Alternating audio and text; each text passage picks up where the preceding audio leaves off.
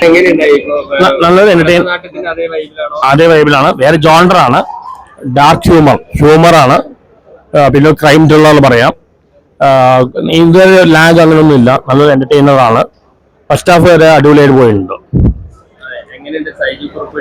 ഷൈജു കുറുപ്പ് തന്നെ ചെയ്യുന്നത്. കോമഡി ഉണ്ട്, എന്നാൽ പടിഞ്ഞാറ്റിൽ കോമഡിയാണ്, സാധാ കോമഡിയാണ്. ഇതൊരു ഡാർക്ക് ഹ്യൂമറാണ്.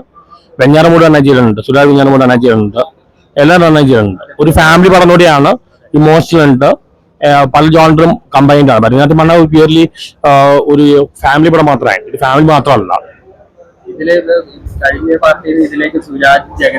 സുരാജ് തകർത്തുണ്ടോ, സുരാജ് കുഞ്ഞമ്മോട് നന്നായിട്ട് തകർത്തുണ്ട്. ഇത് കുറച്ച് ട്വിസ്റ്റലുണ്ട്, അദ്ദേഹം പറയുന്നില്ല, പറഞ്ഞ സ്പോയിലർ ആവും. എന്തായാലും ഇതൊരു നല്ലൊരു എന്റർടൈനർ തന്നെയാണ്. ഫാമിലിയായിട്ട് കണ്ടിരിക്കുന്ന പടം. വൾഗാരിറ്റി, വയലൻസ് അങ്ങനൊന്നുമില്ല, അങ്ങനത്തെ ഒന്നുമില്ല. ഫാമിലിയായിട്ട് കാണുന്ന പടമാണ്. ഇത് കുറച്ച് ത്രില്ലർ എല്ലാം നമ്മുടെ പിള്ളേർക്ക് ഇഷ്ടപ്പെടും. നമ്മളത് ആ ജോണറിൽ വരുന്ന ഫിലിമാണ്, ഇത് നല്ലൊരു എന്റർടൈനറാണ്, എനിക്ക് ഇഷ്ടപ്പെട്ടു പോകണം. കോമഡി മാത്രമല്ല, ഒരു ഡാർക്ക് ഹ്യൂമറാണ്, സാധാ ഹ്യൂമറല്ല, ഡാർക്ക് ഹ്യൂമറാണ്, ത്രില്ലറാണ്, ഒരു ക്രൈം ത്രില്ലർ, അങ്ങനെയുള്ള എല്ലാം കൊണ്ടുള്ള പല ജോണറും ഉണ്ട്. ഫാമിലിയാണ്, ഇമോഷണൽ ആണ്, എല്ലാം ഉണ്ട്.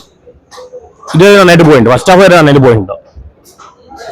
ഭരതനാട്യം സിനിമയിൽ സംഭവിച്ച പോലെ തന്നെയാണ് ഈ സിനിമയ്ക്ക്. അതായത് ഒരു ഫാമിലി, അതിനകത്ത് നടക്കുന്ന ഇൻസിഡൻസ്, അതിനെ തുടർന്നുണ്ടാകുന്ന കോമഡികൾ, അങ്ങനെയാണ് സിനിമ വന്നിരിക്കുന്നത്.